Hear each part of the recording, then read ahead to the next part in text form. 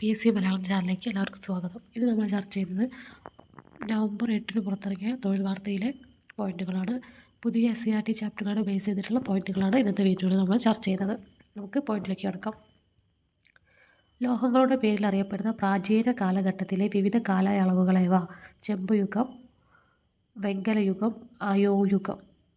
ലോഹങ്ങളുടെ പേരിൽ അറിയപ്പെടുന്ന പ്രാചീന കാലഘട്ടത്തിലെ വിവിധ കാലയളവുകളേവ? ചെമ്പുയുഗം, വെങ്കലയുഗം, അയോയുഗം. വിവിധ മേഖലകളിൽ പ്രയോജനപ്പെടുത്തിയിരിക്കുന്ന ലോഹങ്ങളുടെ പ്രധാന സവിശേഷതകൾ ഏതെല്ലാം? സൊണോരിറ്റി, മാലിയബിലിറ്റി, ഡക്റ്റിലിറ്റി. വിവിധ മേഖലകളിൽ പ്രയോജനപ്പെടുത്തിയിരിക്കുന്ന ലോഹങ്ങളുടെ പ്രധാന സവിശേഷതകൾ ഏതെല്ലാം? സൊണോരിറ്റി, മാലിയബിലിറ്റി, ഡക്റ്റിലിറ്റി.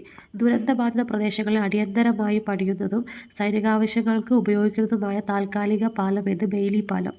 ദുരന്തബാധിത പ്രദേശങ്ങളിൽ അടിയന്തരമായി പണിയുന്നതും സൈനികാവശ്യങ്ങൾക്ക് ഉപയോഗിക്കുന്നതുമായ താൽക്കാലിക പാലം ഏത്? ബെയ്ലി പാലം.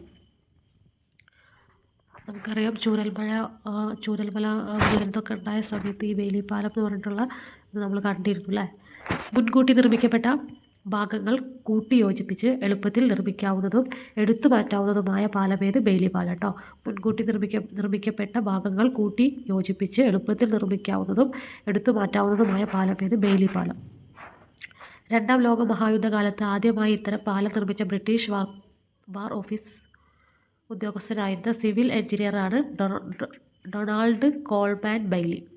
രണ്ടാം ലോക മഹായുദ്ധകാലത്ത് ആദ്യമായി ഇത്തരം പാലം നിർമ്മിച്ച ബ്രിട്ടീഷ് വാർ ഓഫീസ് ഉദ്യോഗസ്ഥനായിരുന്ന സിവിൽ എഞ്ചിനീയറാണ് ഡൊണാൾഡ് കോൾമാൻ ബെയ്ലി. ബെയ്ലി പാലത്തിൻ്റെ പ്രധാന നിർമ്മാണ ഘടകങ്ങൾ എന്തെല്ലാം? സ്റ്റീൽ, അതായത് ഉരുക്കും തടിയും. ബെയ്ലി പാലത്തിൻ്റെ പ്രധാന നിർമ്മാണ ഘടകങ്ങൾ ഏതെല്ലാം? സ്റ്റീലും തടിയും. സ്റ്റീൽ എന്ന് പറഞ്ഞാൽ ഉരുക്കാണ് ഇവിടെ ഉദ്ദേശിക്കുന്നത് കേട്ടോ.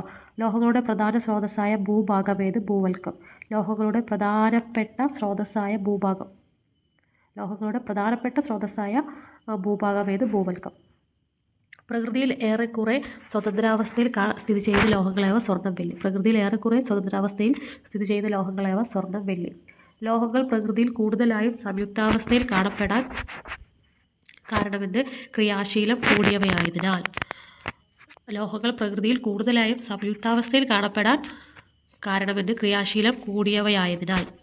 സമുദ്രജലത്തിൽ ലയിച്ചു ചേർന്നിരിക്കുന്ന പ്രധാന ലോഹ സംയുക്തങ്ങൾ ഏതെല്ലാം? Sodium chloride, magnesium chloride. സമുദ്രജലത്തിൽ ലയിച്ചു ചേർന്നിരിക്കുന്ന പ്രധാന ലോഹ സംയുക്തങ്ങൾ ഏതെല്ലാം? Sodium chloride, magnesium chloride. പ്രകൃതിദത്തമായി കാണപ്പെടുന്ന ലോഹങ്ങളെയോ മൂലക സംയുക്തങ്ങളെയോ പൊതുവെ എങ്ങനെ വിളിക്കുന്നു? ധാതുക്കൾ അഥവാ മിനറൽസ്. പ്രകൃതിദത്തമായി കാണപ്പെടുന്ന ലോഹങ്ങളെയോ മൂലക സംയുക്തങ്ങളെയോ പൊതുവെ എങ്ങനെ വിളിക്കുന്നു? ധാതുക്കൾ അഥവാ മിനറൽസ്. ധാതുക്കളിൽ എന്തൊക്കെ ഉൾപ്പെടുന്നു? ലോഹ സംയുക്തങ്ങളും അലോഹ സംയുക്തങ്ങളും. ധാതുക്കളിൽ എന്തൊക്കെ ഉൾപ്പെടുന്നു? ലോഹ സംയുക്തങ്ങളും അലോഹ സംയുക്തങ്ങളും. ഏത് ലോഹത്തിൻ്റെ സുലഭമായ ധാതുവാണ് കളിമണ്ണ്? അലുമിനിയം. ഏത് ലോഹത്തിൻ്റെ സുലഭമായ ധാതുവാണ് കളിമണ്ണ്? അലുമിനിയം. ബോക്സൈറ്റ്, ക്രയോലൈറ്റ് എന്നിവ ഏത് ലോഹത്തിൻ്റെ ധാതുക്കളാണ്? അലുമിനിയം. ബോക്സൈറ്റ്, ക്രയോലൈറ്റ് എന്നിവ ഏത് ലോഹത്തിൻ്റെ ധാതുക്കളാണ്? അലുമിനിയം. അലുമിനിയം ഉൽപ്പാദിപ്പിക്കാനായി പ്രധാനമായും ഉപയോഗിക്കുന്ന ധാതു ഏത്? ബോക്സൈറ്റ്. അലുമിനിയം ഉൽപ്പാദിപ്പിക്കാനായി പ്രധാനമായും ഉപയോഗിക്കുന്ന ധാതു ഏത്? ബോക്സൈറ്റ്.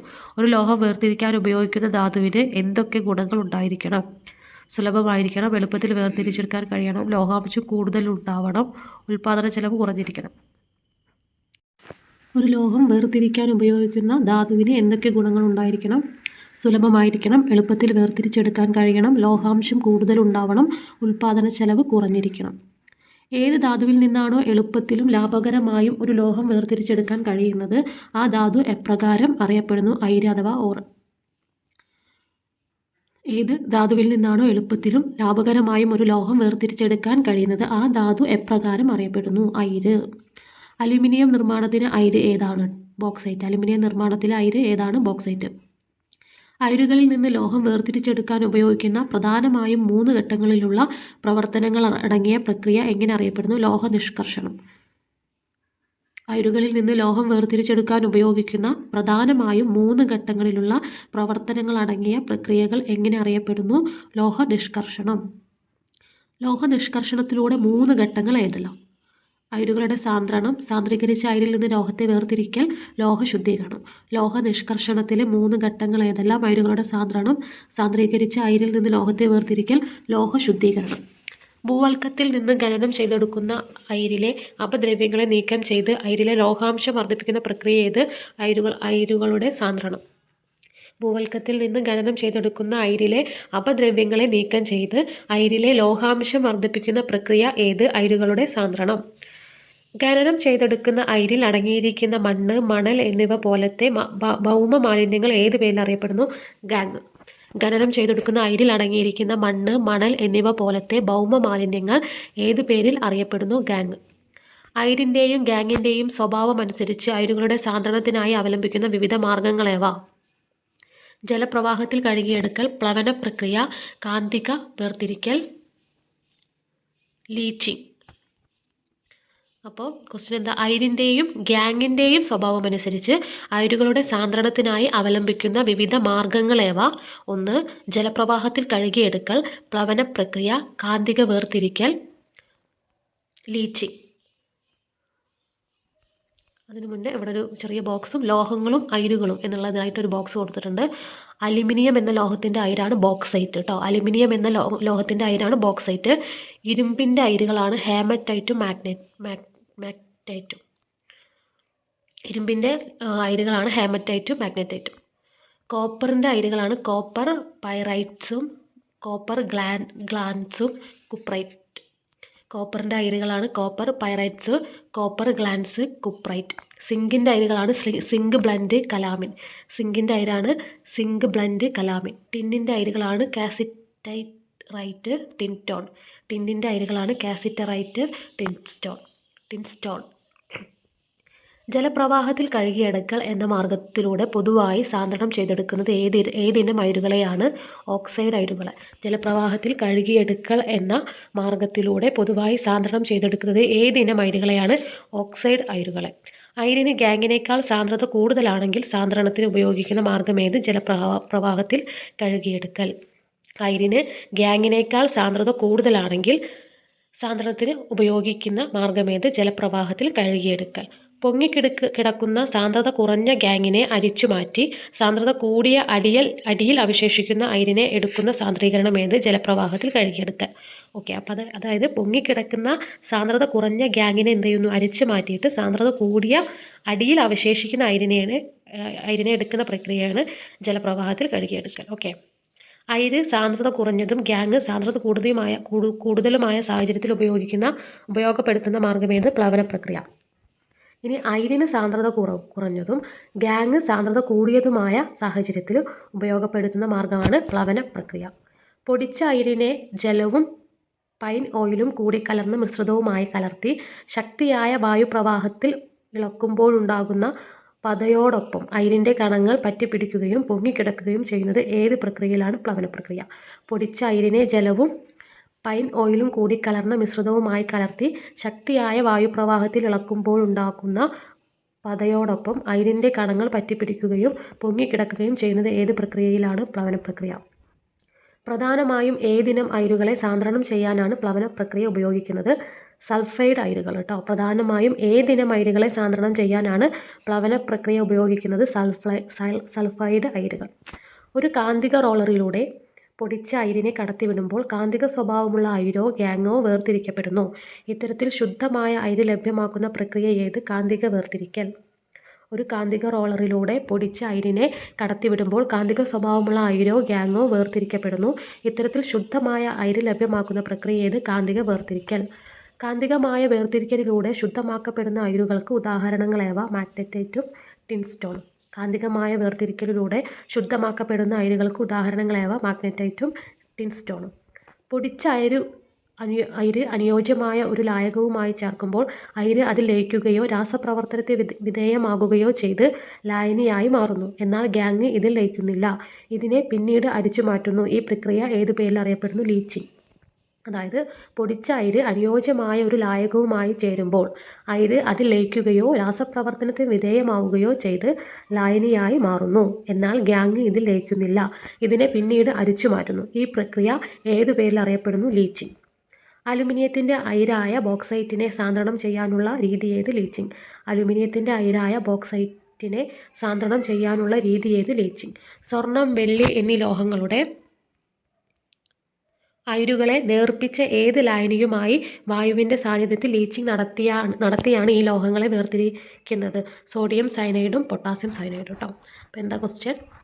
സ്വർണം, വെള്ളി എന്നീ ലോഹങ്ങളുടെ അയിരുകളെ നേർപ്പിച്ച ഏത് ലായനിയുമായി വായുവിൻ്റെ സാന്നിധ്യത്തിൽ ലീച്ചിങ് നടത്തിയാണ് ഈ ലോഹങ്ങളെ വേർതിരിക്കുന്നത്? സോഡിയം സയനൈഡ് അല്ലെങ്കിൽ പൊട്ടാസ്യം സയനൈഡ് കേട്ടോ. ഉയർന്ന ക്രിയാശീലവും സ്ഥിരതയുള്ള സംയുക്തങ്ങളുമുള്ള ലോഹങ്ങൾക്ക് ഉദാഹരണങ്ങളേവ? Potassium, sodium, calcium, magnesium, aluminium. ഉയർന്ന ക്രിയാശീലവും സ്ഥിരതയുള്ള സംയുക്തങ്ങളുമുള്ള ലോഹങ്ങൾക്ക് ഉദാഹരണങ്ങളേവ? Potassium, sodium, calcium, magnesium, aluminium. താരതമ്യേന മിതമായ ക്രിയാശീലമുള്ളതും സ്ഥിരതയുള്ള സംയുക്തങ്ങളുള്ളതുമായ ലോഹങ്ങൾക്ക് ഉദാഹരണങ്ങളേവ? Zinc, iron, tin, lead. താരതമ്യേന മിതമായ ക്രിയാശീലമുള്ളതും സ്ഥിരതയുള്ള സംയുക്തങ്ങളുള്ളതുമായ ലോഹങ്ങൾക്ക് ഉദാഹരണങ്ങളേവ? Zinc, iron, tin, lead.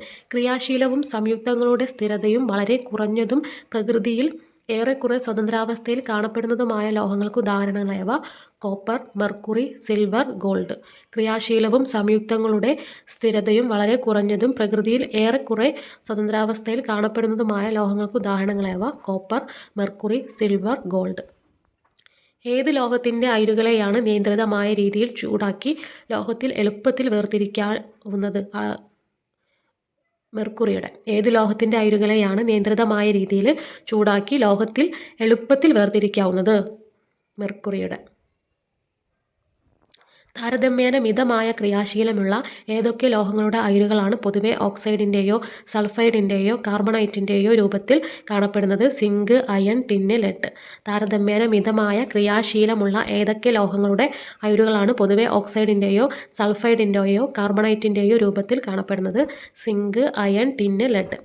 താരതമ്യേന മിതമായ ക്രിയാശീലമുള്ള ലോഹങ്ങളുടെ അയിരുകളിൽ നിന്ന് ലോഹം നിർമ്മിക്കാനുള്ള 2 ഘട്ടങ്ങളേവ? സാന്ദ്രീകരിച്ച അയിരിനെ ഓക്സൈഡ് ആക്കി മാറ്റുന്നു, ഓക്സൈഡ് ആക്കിയ അയിരിനെ നിരോക്സീകരണം.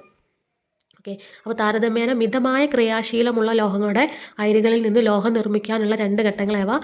സാന്ദ്രീകരിച്ച അയിരിനെ ഓക്സൈഡ് ആക്കി മാറ്റുന്നു, ഓക്സൈഡ് ആക്കിയ അയിരിൻ്റെ നിരോക്സീകരണം. സാന്ദ്രീകരിച്ച അയിരിനെ ഓക്സൈഡാക്കി മാറ്റാനായി സാധാരണയായി ഉപയോഗിക്കുന്ന 2 മാർഗ്ഗങ്ങളേവ? കാൽസിനേഷനും റോസ്റ്റിംഗ് എന്നിവ. സാന്ദ്രീകരിച്ച അയിരിനെ ഓക്സൈഡാക്കി മാറ്റാനായി സാധാരണമായി ഉപയോഗിക്കുന്ന 2 മാർഗ്ഗങ്ങളേവ? കാൽസിനേഷനും റോസ്റ്റിംഗ് എന്നിവ. അയിരുകളുടെ ലോഹഭാഗം പോസിറ്റീവ് അയോണുകളായതിനാൽ ഏത് പ്രവർത്തനം വഴി ഇവയെ വേർതിരിച്ചെടുക്കാം? നിരോക്സീകരണം. അയിരുകളുടെ ലോഹഭാഗം പോസിറ്റീവ് അയോണുകളായതിനാൽ ഏത് പ്രവർത്തനം വഴി ഇവയെ വേർതിരിച്ചെടുക്കാം? നിരോക്സീകരണം.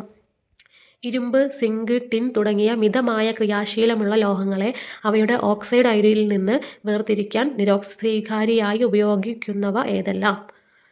Coke, carbon monoxide. ഇരുമ്പ്, സിങ്ക്, ടിന്ന് തുടങ്ങിയ മിതമായ ക്രിയാശീലമുള്ള ലോഹങ്ങളെ അവയുടെ ഓക്സൈഡ് അയിരിൽ നിന്ന് വേർതിരിക്കാൻ നിരോക്സീകാരിയായി ഉപയോഗിക്കുന്നവ എന്തെല്ലാം? Coke, carbon monoxide. ഏതുതരം ലോഹങ്ങളെ അവയുടെ അയിരുകളിൽ നിന്ന് വേർതിരിക്കാനാണ് ശക്തിയേറിയ നിരോക്സീകാരികൾ ആവശ്യമായുള്ളത്? ഉയർന്ന ക്രിയാശീലമുള്ള sodium, potassium, calcium, magnesium, aluminium മുതലായവ. ഏതുതരം ലോഹങ്ങളെ അവയുടെ അയിരുകളിൽ നിന്ന് വേർതിരിക്കാനാണ് ശക്തിയേറിയ നിരോക്സീകാരികൾ ആവശ്യമുള്ളത്? ഉയർന്ന ക്രിയാശീലമുള്ള sodium, potassium, calcium, magnesium, aluminium മുതലായവ. ഉയർന്ന ക്രിയാശീലമുള്ള ലോഹങ്ങളായ sodium, potassium, calcium, magnesium, aluminium മുതലായവ നിർമ്മിക്കാനുള്ള മാർഗ്ഗമേത്? വൈദ്യുത വിശ്ലേഷണം. ഉയർന്ന ക്രിയാശീലമുള്ള ലോഹങ്ങളായ sodium, potassium, calcium, magnesium, aluminium മുതലായ നിർമ്മിക്കാനുള്ള മാർഗ്ഗമേത്? വൈദ്യുത വിശ്ലേഷണം. ചെറിയൊരു ബോക്സിൽ കാൽസിനേഷൻ എന്നതിനെ കുറിച്ചിട്ട് കൊടുത്തിട്ടുണ്ട്, നമുക്ക് നോക്കാം. കാൽസിനേഷൻ കാർബണേറ്റുകളോ ഹൈഡ്രോക്സൈഡുകളോ അടങ്ങിയ ലോഹ സംയുക്തങ്ങളെ കാൽസിനേഷൻ പ്രക്രിയ വഴിയാണ് ഓക്സൈഡുകളാക്കി മാറ്റുന്നത്. ഓക്കെ, അപ്പോൾ ഇതിനൊക്കെയാണ് കാർബണേറ്റുകളെയോ ഹൈഡ്രോക്സൈഡുകളോ അടങ്ങിയ ലോഹ സംയുക്തങ്ങളെ കാൽസിനേഷൻ പ്രക്രിയ വഴിയാണ് ഓക്സൈഡുകളാക്കിയിട്ട് മാറ്റുന്നത്. സാന്ദ്രീകരിച്ച അയിരിനെ വായുവിൻ്റെ പരിമിതമായ അളവിലോ അസാന്നിധ്യത്തിലോ ദ്രവണാങ്കത്തേക്കാൾ താഴ്ന്ന താപനിലയിൽ ചൂടാക്കുന്നതാണ് കാൽസിനേഷൻ. അപ്പോൾ സാന്ദ്രീകരിച്ച അയിരിനെ വായുവിൻ്റെ പരിമിതമായ അളവിലോ അസാന്നിധ്യത്തിലോ ദ്രവണാങ്കത്തേക്കാൾ താഴ്ന്ന താപനിലയിൽ ചൂടാക്കുന്നതാണ് കാൽസിനേഷൻ. കാൽസിനേഷനിലൂടെ ഓക്സൈഡുകളാക്കി മാറ്റുന്ന സംയുക്തങ്ങൾക്ക് ഉദാഹരണങ്ങളാണ് കാൽസ്യം കാർബണേറ്റ്, സിങ്ക് കാർബണേറ്റ് എന്നിവ. കാൽസിനേഷനിലൂടെ ഓക്സൈഡുകളാക്കി മാറ്റുന്ന സംയുക്തങ്ങൾക്ക് ഉദാഹരണങ്ങളാണ് കാൽസ്യം കാർബണേറ്റ്, സിങ്ക് കാർബണേറ്റ് എന്നിവ. സാന്ദ്രീകരിച്ച അയിരിനെ വായുവിൻ്റെ സാന്നിധ്യത്തിൽ ദ്രവണാങ്കത്തേക്കാൾ താഴ്ന്ന താപനിലയിൽ ചൂടാക്കുന്നതാണ് റോസ്റ്റിംഗ് കേട്ടോ. സിങ്ക് സൾഫൈഡ്, ലെഡ് സൾഫൈഡ് എന്നിവയെ വളരെ എളുപ്പത്തിൽ ഈ രീതി ഉപയോഗിച്ച് ഓക്സൈഡാക്കി മാറ്റാം. അപ്പോൾ സാന്ദ്രീകരിച്ച അയിരിനെ വായുവിൻ്റെ സാന്നിധ്യത്തിൽ ദ്രവണാങ്കത്തേക്കാൾ താഴ്ന്ന താപനിലയിൽ ചൂടാക്കുന്നതാണ് roasting. Zinc sulphide, lead sulphide എന്നിവയെ വളരെ എളുപ്പത്തിൽ ഈ രീതി ഉപയോഗിച്ച് ഓക്സൈഡാക്കി മാറ്റാം. സാന്ദ്രീകരിച്ച അയിരിനെ റോസ്റ്റിങ്ങിന് വിധേയമാക്കുമ്പോൾ അവയിലെ ജലാംശം ബാഷ്പമായി പുറത്തുപോയി ഈർപ്പരഹിതവും ശുദ്ധവുമായ ഓക്സൈഡ് അയിരുകളായി മാറുന്നു. സാന്ദ്രീകരിച്ച അയിരിനെ റോസ്റ്റിങ്ങിന് വിധേയമാക്കുമ്പോൾ അവയിലെ ജലാംശം ബാഷ്പമായി പുറത്തുപോയി ഈർപ്പരഹിതവും ശുദ്ധവുമായ ഓക്സൈഡ് അയിരുകളാക്കി മാറുന്നു. ഓക്കെ, അപ്പോൾ ഇത്രയും പോയിന്റുകളാണ് ഇന്നത്തെ വീഡിയോയിൽ നമ്മൾ ഉൾപ്പെടുത്തിയിട്ടുള്ളത്. പുതിയ CRT ചാപ്റ്ററുകൾ ബേസ് ചെയ്തിട്ടുള്ള കെമിസ്ട്രി ടോപ്പിക്കിലെ പോയിന്റുകളാണ് ഇന്ന് നമ്മൾ ചർച്ച ചെയ്തിട്ടുള്ളത്. അപ്പോൾ നിങ്ങൾക്ക് വീഡിയോ ഇഷ്ടപ്പെട്ടാൽ ലൈക്ക് ചെയ്യുക, ഷെയർ ചെയ്യുക, സബ്സ്ക്രൈബ് ചെയ്യുക. താങ്ക്